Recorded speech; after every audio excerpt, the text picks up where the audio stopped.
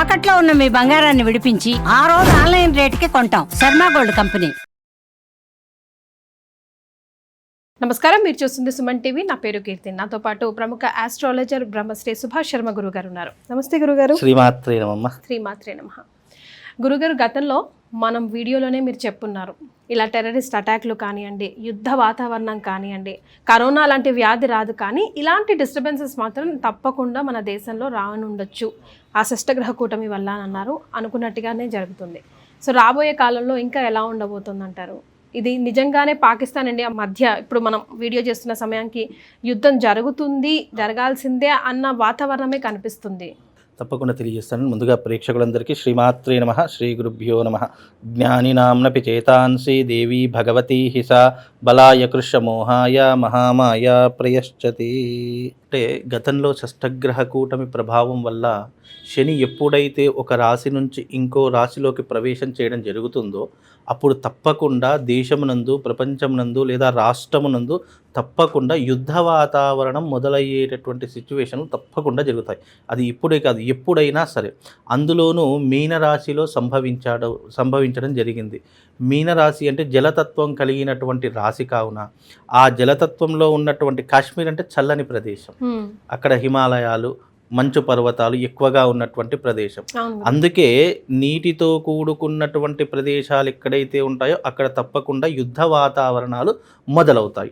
అదే ఇప్పుడు జరగబోయేటటువంటి పాక్ భారత్ మధ్య జరిగేటటువంటి యుద్ధ వాతావరణం. ఆల్రెడీ గతంలో మనం చూసుకున్నాము, మా పాకిస్తాన్ వాళ్ళు మన హిందువుల్ని మనకు ఊచకోత కోసారు, ఎన్నో రకాలైనటువంటి ప్రాణ నష్టాన్ని కలిగించారు. దాని కారణం చేత దేశంలో ఎన్నో రకాలైనటువంటి అలజడులు రేగాయి, ఎంతోమంది బాధపడినటువంటి సంఘటనలు మనకు కనిపించాయి. ఇది కేవలం శ్రీకారం, అంటే కేవలం దానికి శ్రీకారం మాత్రమే చుట్టారు. ఇది ఇంకా రాబోయేటటువంటి రోజులలో ఉద్రిక్తమయ్యేటటువంటి సూచనలు మనకు తప్పకుండా కనిపిస్తాయి. ఇది ఇంకా స్టార్టింగ్ మాత్రమే, స్టార్టింగే, ఇది కేవలం స్టార్టింగ్ పాయింట్, ఇంకా ఎండింగ్ పాయింట్ రాలేదు, కేవలం స్టార్టింగ్ పాయింట్లోనే ఉన్నాం. దీని కారణం చేత తప్పకుండా దేశంలో అల్లకల్లోలాలు మొదలవుతాయి, మత విద్వేషాలు మొదలవుతాయి, ప్రాణ నష్టం ఏర్పడుతుంది, జనాల మధ్య వైరం ఏర్పడేటటువంటి సూచనలు కనిపిస్తున్నాయి, జనాలకు ప్రాణ నష్టాలు ఏర్పడుతూ ఉంటాయి, ఎన్నో రకాలైన భీభత్సమైనటువంటి కార్యక్రమాలు. అలాగే రెండు దేశాల మధ్య తప్పకుండా యుద్ధం మొదలవుతుంది. అది రాబోయే ఈ 3 నెలల్లో మనందరికీ కూడా తెలిసేటటువంటి సూచనలు తప్పకుండా కనిపిస్తాయి. అలాగే ప్రముఖ రాజకీయంలో ఉన్నటువంటి ఒక వ్యక్తికి మరణగండం కూడా సూచించడం జరుగుతుంది. అయితే ఇవన్నీ పరిస్థితి దేని కారణరీత్యా అవుతున్నాయి అంటే ఈ షష్టగ్రహ కూటమి యొక్క ప్రభావం. అంటే మరణిస్తాడు అని చెప్పలేము, జాతకం కూడా చెప్పకూడదు, కాకపోతే మరణ గండం గండం అంటే ఏంటి, ఆపదలు ముంచుకొచ్చేటటువంటి స్థితి, అవకాశాలు ఏర్పడుతూ ఉంటాయి. ఎన్నో రకాలైనటువంటి రాజకీయాలలో మార్పులు ఏర్పడుతూ ఉంటాయి, రాజకీయాలలో కూడా ముప్పు ఏర్పడేటటువంటి అవకాశం ఏర్పడుతుంది, రాజకీయాలలో కూడా యుద్ధ వాతావరణం మొదలవుతుంది. ఎన్నో రకాలుగా తిట్టుకోవడం, దూషించుకోవడము, దెబ్బలాడుకోవడము, ఒకరి మీద ఒకరు నిందలు వేసుకోవడం, ఇలాంటి పరిస్థితులు ఏర్పడతాయి. అలాగే ఇరు దేశాల మధ్య తప్పకుండా ఈ రకమైనటువంటి యుద్ధ వాతావరణం ఏర్పడేటటువంటి సూచనలు తప్పకుండా యుద్ధ వాతావరణం మొదలవుతుంది అనేసరికి పాకిస్తాన్లో దాదాపుగా 50,000 మంది ఈ యొక్క ఆర్మీ ట్రైనింగ్ తీసుకునే వాళ్ళు 50,000 మంది రిజైన్ చేసేసారు తమ జాబుకి. ఎందుకంటే భారత్తో మేము తట్టుకోలేం, భారతదేశంతో యుద్ధం మొదలైంది అంటే పాకిస్తాన్ మొత్తం అల్లకల్లోలం అయిపోతుంది, ఒక చీమ కూడా మిగలదు అనే ఒక భయాందోళన ఆల్రెడీ వాళ్ళ దాంట్లో మొదలైపోయింది. అయితే వాళ్ళు సామరస్యానికైనా రావాలి, లేదా మనతో ఏదో రకాల సంధిభావం తెలుపుకోవాలి తప్ప వాళ్ళకు వేరే అవకాశం లేదు. ఒకవేళ అది జరగకపోతే గనక తప్పకుండా పాకిస్తాన్పై యుద్ధం అనేటట్టు ప్రకటించడం జరుగుతుంది. ఆల్రెడీ దీని మీద ఎన్నో రకాలైనటువంటి వ్యవహారాలు నడుస్తున్నాయి, చర్చలు కూడా నడుస్తున్నాయి. అది మనకు రాబోయే ఇంకా 3 నెలల్లో తప్పకుండా దీని యొక్క ప్రభావం అనేటివి మనం చూస్తామండి. గురుగారు, మనం ఆక్రమించుకునే పరిస్థితి కూడా ఉందా పాకిస్తాన్? ఏమైనా కొంత భాగం వరకు ఆక్రమించుకునే అవకాశం ఉంది అని విశ్లేషకులు చెప్తున్నారు. కొంత భాగం కాదండి, అసలు కాశ్మీరే మనది. వీళ్ళు పాకిస్తాన్ వాళ్ళు వచ్చి ఎన్నో రకాలైన దాడులు చేసి అనవసరంగా వాళ్ళు ఆక్రమించారు తప్ప ఇది మనం ఆక్రమించుకోవడం కాదు, మన భారతదేశాన్ని మన దాంట్లో కలుపుకుంటున్నాము. పాకిస్తాన్ అనేటటువంటి దేశం ముస్లింలు ఎన్నో రకాల తీవ్రమైనటువంటి దాడులు చేసి పాకిస్తాన్ తమ కంట్రోల్లో పెట్టుకున్నటువంటి సిచ్యువేషన్లు ఉన్నాయి. ఇప్పుడు దాన్ని సాధించడానికి ఎంతోమంది ఎన్నో రకాల ప్రయత్నాలు చేశారు, కానీ ఎక్కడా కూడా అది సఫలీకృతం కాలేదు. ఇప్పుడు మాత్రం అది తప్పకుండా అలా 25% వరకు మనం తీసుకున్నాము, ఇంకా మిగతా 75% ఈ 3 నెలల్లో తప్పకుండా మనకు వచ్చేటటువంటి అవకాశం ఏర్పడుతుంది. మన భారతదేశంలో పాక్ విలీనమయ్యేటటువంటి అవకాశాలు సూచనలు కనిపిస్తున్నాయి. ముస్లింల దాడులు తీవ్రంగా చెలరేగి ఎన్నో రకాల ప్రాణ నష్టం జరిగేటటువంటి సూచనల ద్వారా ఇవన్నీ కూడా ఏర్పడేటటువంటి అవకాశాలు ఏర్పడతాయి. ఏదైనా అంటే నిప్పు లేనిదే పొగ రాదు అన్నట్టుగా వాళ్ళు ఒక నిప్పును రాజేశారు. దాన్ని ఎంతవరకు తగ్గించుకుంటే వాళ్ళకు అంత క్షేమము. లేదు అని అంటే తప్పకుండా పాకిస్తాన్కు ప్రాణ నష్టం తప్పదు. అలాగే దీనివల్ల జనాలలోకి ఎంతోమంది అల్లకల్లోలమైపోతూ ఉంటారు, మత విద్వేషాలు పెరుగుతూ ఉంటాయి. అలాగే రాజకీయ నాయకులకు కూడా ముప్పులు అనేటటువంటివి ఏర్పడుతూ ఉంటాయి. ఎన్నో రకాలైనటువంటి ఇబ్బందులు ఈ షష్టగ్రహ కూటమి ప్రభావం వల్ల ఏర్పడే సూచనలు ఉన్నాయి. దీని యొక్క ప్రభావం గతంలో ఉగాది రోజే చెప్పాను. ఏంటి అంటే శని ఎప్పుడైతే మార్పు చెందుతాడో ముఖ్యంగా రాష్ట్ర రాజకీయంలో అలాగే దేశం నందు ప్రపంచం నందు ముప్పులు ఏర్పడతాయి, యుద్ధ వాతావరణం మొదలవుతాయి, భూకంపాలు లేదా జల నష్టము ప్రాణ నష్టం ఏర్పడుతుంది. ఎప్పుడైతే చెప్పానో ఆల్రెడీ బ్యాంకాక్ లో ఒకటి జల ప్రళయం రావడం జరిగింది, అప్పుడే వచ్చింది. మన దగ్గర కూడా వచ్చింది. ఇప్పుడు యుద్ధ వాతావరణం మొదలైంది. ఇక దీని తర్వాత వచ్చేటటువంటి ప్రాణ నష్టము. తప్పకుండా ప్రాణ నష్టం అనే ఇప్పుడు యుద్ధ వాతావరణం మొదలైంది, తప్పకుండా ప్రాణ నష్టం కూడా జరుగుతుంది, ఎంతో కొంత జరుగుతుంది. దీని యొక్క ప్రభావం దాదాపు ఇంకా 3 నెలల పాటు మన యొక్క దేశంలో ఏర్పడేటటువంటి సూచనలు కనిపిస్తున్నాయి. కనుక కొంచెం ప్రజలందరూ అప్రమత్తంగా ఉండాలి. ఆల్రెడీ ఇప్పటికే మనం పోలీసుల చెకింగ్లు చూస్తూనే ఉన్నాము. ఉగ్రవాదులు మన దేశంలోకి సంచరిస్తున్నారు, తిరుగుతున్నారు, మన దేశంలో అడుగు పెట్టారని చెప్పేసి క్రౌడెడ్ ప్లేస్లో బాంబు పేలుళ్ళు కానీ బాంబులు పెట్టడం కానీ ఇలాంటివి జరిగేటటువంటి సూచనలు ఉన్నాయని చెప్పేసి మనకు ఆల్రెడీ ఈ ఇంటెలిజెన్స్ రిపోర్ట్స్ వచ్చేసాయి. దాని యొక్క కారణం చేత పోలీసులందరూ కూడా అప్రమత్తంగా ఉన్నారు. ఎన్నో రకాలైనటువంటి చెకింగ్లు నడుస్తూ ఉన్నాయి. ఇలాగే పోలీసులందరూ అప్రమత్తంగా ఉండి దేశాన్ని సంరక్షించుకుంటే ఎన్నో రకాలుగా మేలు జరుగుతుంది.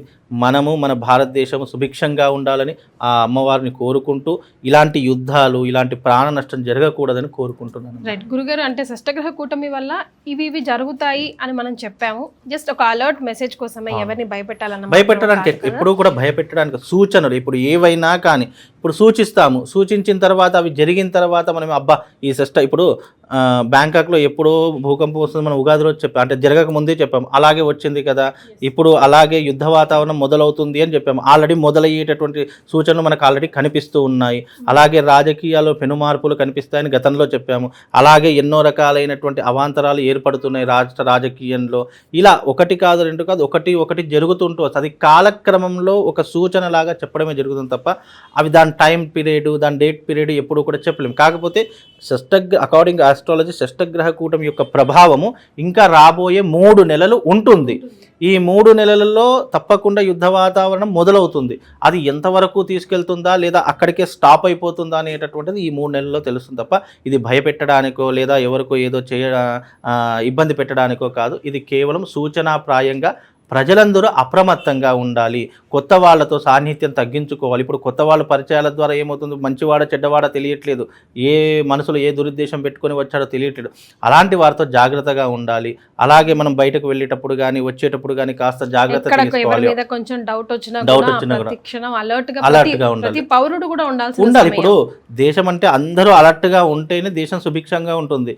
నిమ్మకి నీరెత్తకుండా చేయకుండా అందరు పోలీసులే చూసుకుంటారులే, చట్టం చూసుకుంటుంది అని అనుకుంటే మాత్రము అది మన మూర్ఖత్వం అవుతుంది. తర్వాత బాధపడేది మనమే అవుతాం. కాబట్టి అందరూ సహాయ సహకారంతో ఉండాలి. అందరూ అప్రమత్తంగా ఉంటే కొన్ని గండాలు కొన్ని ఇబ్బందుల నుంచి మనం బయటపడవచ్చు అని చెప్పి దీని యొక్క సూచనాప్రాయంగా తీసుకోవాలండి. సో ఆన్ ది హోల్ మనం అందరం కూడా ప్రతి ఒక్కరి ఇంట్లో కూడా ఇదివరకు కరోనా వచ్చినప్పుడు గంటలు కొట్టుకున్నట్టు అలా ఇలాంటి యుద్ధ వాతావరణం నుంచి బయటపడి ఎక్కువ ప్రాణ నష్టం కాకుండా, యుద్ధం అంటే ప్రాణ నష్టమే కావద్దంటే అది ఇంపాసిబుల్ టాస్క్.